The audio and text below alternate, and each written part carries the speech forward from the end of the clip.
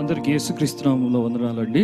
పరిశుద్ధాత్మ దేవుడు మనతో మాట్లాడినట్లు అందరం కళ్ళు మూసుకొని ఆయన వైపు చూస్తూ, సిలువ వైపు చూస్తూ, సిలువ దగ్గరకు వచ్చి ఆయన మాటలు వినున్నట్లు మనము సిద్ధపడదామండి. గొప్ప దేవుడు అయిన తండ్రి, పరిశుద్ధాత్మ దేవ, మీరు మాతో మాట్లాడండి. సిలువపై మాట్లాడిన ఈ 4వ మాట గురించి ప్రభా నీ సన్నిధిలోకి వస్తాను, సహాయం చేయండి, మీరే మాట్లాడండి, దర్శించమని కోరుతూ యేసు నామమున అడిగి వేడుకుంటున్నాం తండ్రి, ఆమేన్.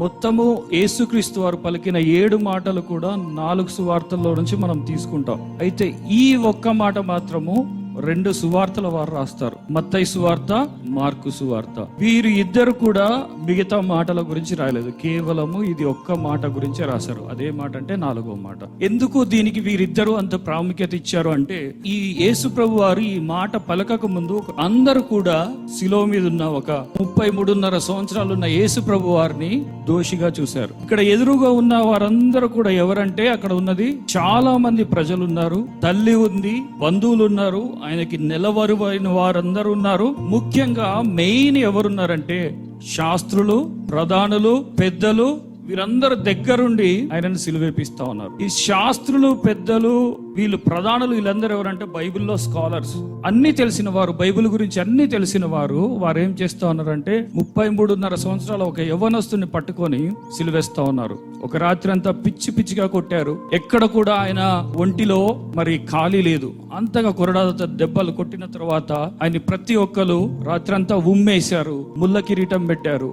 ఇన్ని చేసిన తర్వాత ఇక్కడ దగ్గరుండి దూషిస్తా ఉన్నారు. ఒకడు అంటాడు, యూదుల రాజువు కదా, నిన్ను నీవు రక్షించుకో. ఇంకొకడు అంటాడు, ఒకప్పుడు నువ్వు అందరినీ రక్షించినావు కదా, నీకేమైంది ఇప్పుడు, నువ్వు రక్షించుకోలేకపోతున్నావు. అపహాస్యం చేస్తా ఉన్నారు. ఎట్లా ఉంటది ఆయన పరిస్థితి చూడండి. వీళ్ళందరూ ఎదురుగా ఉన్న వీళ్ళందరూ ఏం చేశారంటే ఒక్కరు కూడా యేసు ప్రభువుని పట్టించుకోవట్లేదు. భయంకరమైన పరిస్థితి. ఆయన ఒకసారి చూడండి 47వ వచనంలో చూడండి, అక్కడ నిల్చున్న వారిలో కొందరు ఏమంటున్నారు, వీడు ఏలియాను పిలుచుచున్నారు. కింద 49లో తక్కిన వారు ఊరకిండుడి ఏలియా రక్షించ వస్తాడేమో అని చెప్పేసి అంటా ఉన్నారు. ఇక్కడ మన 3 విషయాలు, సృష్టికర్తకి, సృష్టికి, సృష్టించబడిన ప్రజలకి మధ్య జరుగుతున్న సంభాషణ. ఒకటి 45వ వచనంలో సృష్టికి సంబంధించిన విషయము, తర్వాత 2 వచనాల్లో సృష్టికర్తకి సంబంధించింది, మిగతా దాంట్లో సృష్టించబడిన ప్రజలు మాట్లాడుతున్న విషయాలు, ముగ్గురికి సంబంధించిన విషయాలు. సృష్టించబడిన ప్రజలు ఏం చేస్తా ఉన్నారంటే సృష్టికర్తను పట్టుకొని సిలువేస్తా ఉన్నారు. ఆయన మొదటి నుంచి ఆది కాండంలో సృష్టి ఉంది, సృష్టించబడిన ప్రజలు ఉన్నారు, సృష్టికర్త కూడా ఉన్నాడు. 27వ వచనంలో మన పోలిక చొప్పున నరులను చేయుదము రండి అని ముగ్గురు మాట్లాడుకుంటారు. ఎవరు? తండ్రి, కుమార, పరిశుద్ధాత్మ. ఆ రోజు కూడా కుమారుడు ఉన్నాడు, సృష్టికర్త అయిన దేవుడు ఉన్నాడు. కానీ ఈ రోజు వీరందరూ మన సృష్టికర్త అయిన దేవుని ఏం చేస్తా ఉన్నాం, అందుట్లో మనం కూడా ఉన్నాం. ఈ రోజు ఏం చేస్తా ఉన్నాం అంటే మన పాపములను బట్టి, మన శాపములను బట్టి ఆయన ఒక్కడిని ఒంటరిగా వదిలేశాం. అక్కడున్న ప్రజలందరూ కూడా చూడండి, బైబిల్లో పెద్ద పెద్ద స్కాలర్స్, శాస్త్రులు, వాళ్ళు ఏం చేశారంటే ఈయన యూదుల రాజుగా చెప్పుకున్నాడు, అది ఇది అని చెప్పేసి కొన్ని భయంకరమైన నిందలు వేయటం వల్ల ఏం చేస్తా ఉన్నారంటే లాస్ట్కి సిలువకు అప్పగించారు. ఒక్కడుగా మిగిలిపోయాడు. ఆ సమయంలో సృష్టి ఏం చేస్తా ఉంది, 45వ వచనము, మధ్యాహ్నము మొదలుకొని 3 గంటల వరకు దేశమంతంతటా చీకటి కమ్మెను. సృష్టి కూడా ఏం చేస్తా ఉందంటే చీకటి అయిపోయింది. రోమా 8వ అధ్యాయము 22వ వచనంలో ఉంటుంది. అవసరం లేదు, నేను చెప్తాను. ఏముంటుందంటే సృష్టి యావత్తు కూడా మూలుగుచు ప్రసవ వేదన పడుచున్నది, దేవుని కుమారుని యొక్క ప్రత్యక్షత కొరకు ప్రసవ వేదన పడుచున్నది అని చెప్పేసి 8వ అధ్యాయం 22వ వచనంలో. ఎందుకు మూలుగుచు అంటే ఏడుస్తూ ప్రసవ వేదన. ఒక తల్లి ఏ విధంగా ప్రసవ వేదన పడుతుందో ఆ విధంగా సృష్టి ప్రసవ వేదన పడుతూ ఏం చెప్తుంది అంటే ఆ పాపము ఆయన మీద మోపబడింది, సృష్టి చూడలేకపోయింది. భయంకరమైన పరిస్థితి కదండి. అక్కడ ఎదురుగా ఉన్న వాళ్ళందరూ వదిలిపెట్టేశారు. ఇప్పుడు సృష్టి కూడా ఏం చేస్తా ఉంది, యేసు ప్రభుని వదిలిపెట్టాల్సిన సమయం వచ్చేసింది. ఎందుకంటే పాపము ఎవరి మీద అయితే ఉంటుందో వారిని దేవుడు ఖచ్చితంగా, దేవుడే కాదు సృష్టి కూడా చూడలేదు. చాలా భయంకరమైన పరిస్థితి. మనలో పాపము, శాపము ఏది ఉన్నా సృష్టి చూడలేదు, దేవాది దేవుడు కూడా చూడలేడు. కానీ మనకి ఇదే చీకటి ఎప్పుడు కమ్మింది అంటే, ఇశ్రాయేలీలు ఐగుప్తు చెరలో ఉన్నప్పుడు 10 తెగులు వస్తాయి. 9వ తెగులు ఏంటంటే మనందరికీ తెలిసిన విషయమే. 3 రోజులు దేశమంతటా చీకటి కమ్మిన తర్వాత ఏమైతుందంటే 10వ తెగులు. ఏం తెగులు అండి? ఎవరైనా చెప్తారా? 10వ తెగులు మరణం. ఏమవుతుందంటే గొర్రె పిల్ల రక్తము ఎవరి ద్వారబంధాల మీద లేదో వారిలో ప్రతి ఒక్క తొలిచూలు కుమారుడు చనిపోతాడు. గొర్రె పిల్ల రక్తము ఏ ద్వారబంధంకైతే అడ్డకమ్మకి నిలువు కమ్ములకి ఉంటుందో ఆ యొక్క గృహము, వారి యొక్క తొలిచూలు కుమారుడు రక్షింపబడతాడు. వీళ్ళందరూ వారి యొక్క ద్వారబంధముల మీద పెట్టుకున్నారు. ఆ చీకటి తర్వాత ఏముంటుందంటే పస్కా బలి ఉంటుంది. పస్కా బలి ఎవరో కాదు, మన యేసు ప్రభు వారు. ఆ రోజులో చెప్పబడిన ప్రవచనం ఈ రోజు కూడా నెరవేర్చబడింది. సో ఎప్పుడైతే చీకటి కమ్ముతుందో, సృష్టి చూడలేకపోతుందో, గొర్రెపిల్ల రక్తం ఎక్కడైతే ఉంటుందో అక్కడ సంహార దూతం మనల్ని దాటిపోతా ఉంటుంది. సో మన ఇంటిలో, మనలో, మన హృదయంలో యేసు ప్రభు యొక్క రక్తము, గొర్రెపిల్ల రక్తం. ఇప్పటి వరకు మనం పాడుకున్నాం, పరిశుద్ధుడా యేసయ్యా నన్ను శుద్ధి చేయుమయ్యా. కాబట్టి చీకటి కమ్మటానికి రీజన్ సృష్టి కూడా చూడలేకపోయింది. ఇక్కడ ఎదురుగా ఉన్న ప్రజలు, ఆయన ఎదురుగా ఉన్న ప్రజలు ఒక్కరు కూడా ఆయన్ని చూడలేకపోయారు. ఇప్పుడు సృష్టికర్త ఏం చేస్తా ఉన్నాడంటే, ఇటువంటి పరిస్థితుల్లో ఎదురుగా ఉన్న ప్రజలు చూడలేదు, సృష్టి చూడలేకపోతుంది. ఆయన మీద పాపం పడితే యేసుప్రభు మీద లాస్ట్ కి బిగ్గరగా ఆయన కేక వేసి ఏమంటా ఉన్నాడు, నా దేవా.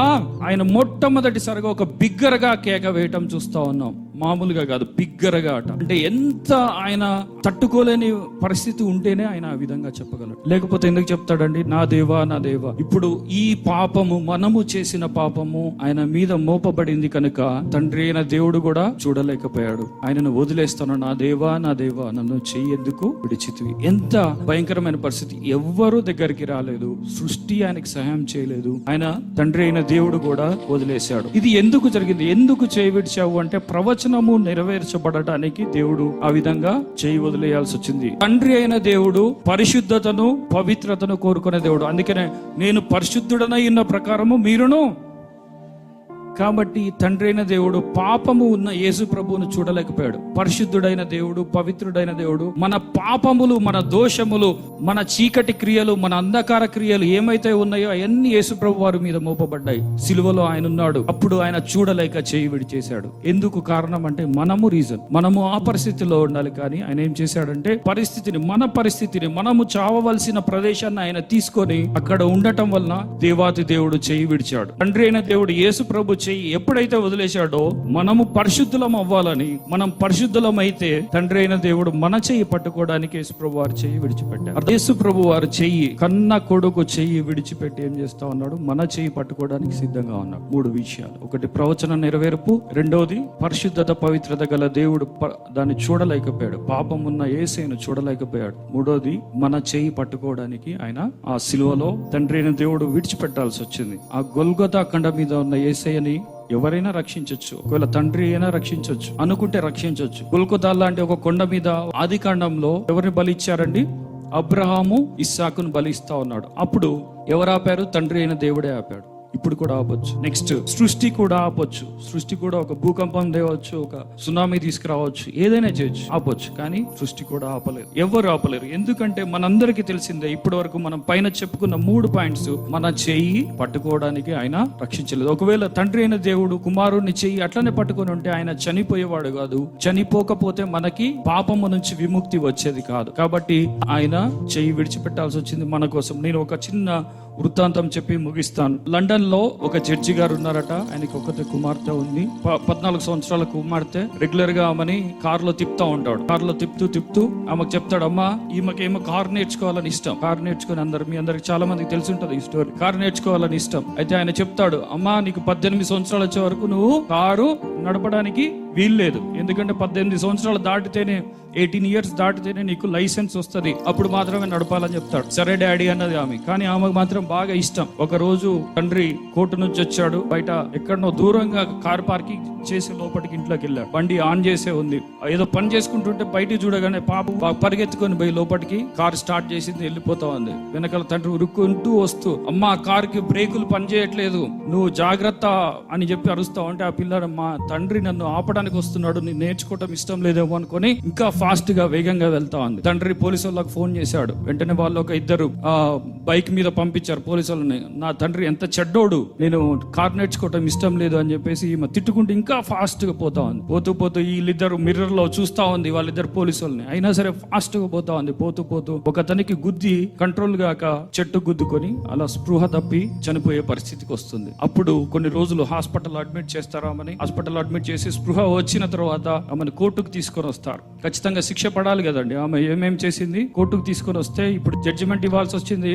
తండ్రి జడ్జి స్థానంలో ఉన్నాడు. తండ్రి జడ్జి స్థానంలో ఉండి నెంబర్ 1 తండ్రి కదా, కూతురుని ప్రేమిస్తున్నాడు కదా, వదిలిపెడతాడేమో అనుకున్నారు. కానీ వదిలిపెట్టలేదు. జడ్జ్ ఏం చెప్పండి, నెంబర్ 1 లైసెన్స్ లేదు, 100 పౌండ్స్ పెనాల్టీ. నీకు ఓవర్ స్పీడ్ గా వెళ్ళావు, ఇంకొక 100 పౌండ్స్ పెనాల్టీ. తర్వాత ఒక అతనికి గాయం చేసావు నువ్వు, అతను కూడా చాలా సీరియస్ గా ఉన్నాడు కాబట్టి నీకు 10 కొరడాల దెబ్బలు కొట్టాలి. సో అందరు తిడతా ఉన్నారు. ఎదురుగా కూర్చున్న జడ్జి ఎదురుగా కూర్చున్న వాళ్ళందరూ జడ్జిని ఈడేం తండ్రి ఇట్లాంటి తీర్పిచ్చాడు, అది ఇది అంటా ఉన్నారు. కానీ జడ్జి దిగి వచ్చి ఒక చెక్ మీద 200 పౌండ్స్ అని రాసి ఇచ్చేసాడు. పాప బదులు తండ్రి పే చేశాడు. ఇప్పుడు కొరడా దెబ్బలు కొట్టాలి. ఎట్లా కొడతారు అంటే జడ్జి అన్నాడు కానివ్వండి. కొరడా దెబ్బలు కొట్టేవాడు వచ్చి నుంచున్నాడు. పాప దగ్గర వచ్చి నుంచొని ఆయన ఏం జడ్జి వైపు చూస్తూ, జడ్జి గారు మీ యొక్క కూతురు నేను కొట్టలేను, నా వల్ల కాదండి అంటే, లేదు నువ్వు కొట్టాల్సిందే అని చెప్పేసి కళ్ళు మూసుకొని ఏం చేయలేక కళ్ళు మూసుకొని నేను కొట్టలేను పాపని అని చెప్పేసి కళ్ళు మూసుకొని 10 కొరడా దెబ్బలు కొడుతుంటే అందరు అరుస్తా ఉంటారు. అది ఇది అరుస్తా ఉంటే అయిపోయిన తర్వాత అతను చిన్నగా చూస్తే జడ్జి గారు పాపని పట్టుకొని ఉంటాడు. ఆ 10 కొరడా దెబ్బలు ఎవరికి తగిలాయి? తండ్రికి తగిలాయి. అన్నాడు, అమ్మా ధర్మం నిన్ను శిక్షించాలనుకున్నది, కానీ నా ప్రేమ ఏం చేసింది? నిన్ను రక్షించింది, కాపాడింది. మన యేసు ప్రభు వారు కూడా పాపలాగానే ఆయన మన మీద పడాల్సిన శిక్ష అంతా కూడా ఆయన సిలువ దగ్గర భరించాడు. ఒకసారి అందరము కళ్ళు మూసుకుందాము. మనల్ని ఒక్కసారి దేవుణ్ణి అడుగుదాం. మనల్ని రక్షించటానికి ఆయన ఎందుకు సిలువ వేయబడ్డాడు, ఎందుకు వదిలాడు అంటే ఆయన స్థానంలో మనం ఉండాలి, చనిపోవాలి. మనం చీకటిలో అపరాధములతో పాపములతో ఉండటానికి ఉన్నప్పుడు ఆయన విడిపించడానికి వచ్చాడు. ఒంటరి వారిని, ఒకవేళ యేసుప్రభు ఒంటరిగా అక్కడ ఉన్నాడు, అందరూ వదిలేశారు.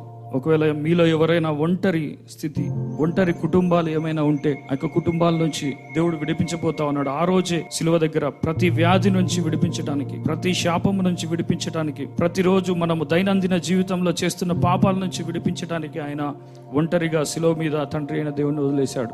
ఈరోజు నీ చెయ్యి నా చెయ్యి పట్టుకోవడానికి యేసే రెడీగా ఉన్నాడు. శిలువ దగ్గరకు వచ్చి, ప్రియమైన దేవుని బిడ్డ శిలువ దగ్గర, శిలువ ప్రక్కకు, శిలువ నీడలో వచ్చి ఆయనను అడిగితే ఆయన క్షమించడానికి సిద్ధంగా ఉన్నాడు. జడ్జిని ఏ విధంగా అయితే క్షమించాడు. యేసు ప్రభు నీ కొరకు నా కొరకు చనిపోయాడు. మనము ఆయన కొరకు చనిపోవడానికి, ఆయన కార్యాలు చేయడానికి సిద్ధంగా ఉన్నామా? గొప్ప దేవుడైన తండ్రి, మమ్మల్ని శుద్ధి చేయండి, నీ రాజ్యంలో మమ్మల్ని చేర్చుకోమని కోరుతా ఉన్నాం. ఎవరైతే రక్షింపబడలేదో వారిని కూడా రక్షించుకోమని కోరుతూ యేసు నామమున అడిగి వేడుకుంటున్నాం తండ్రి, ఆమేన్.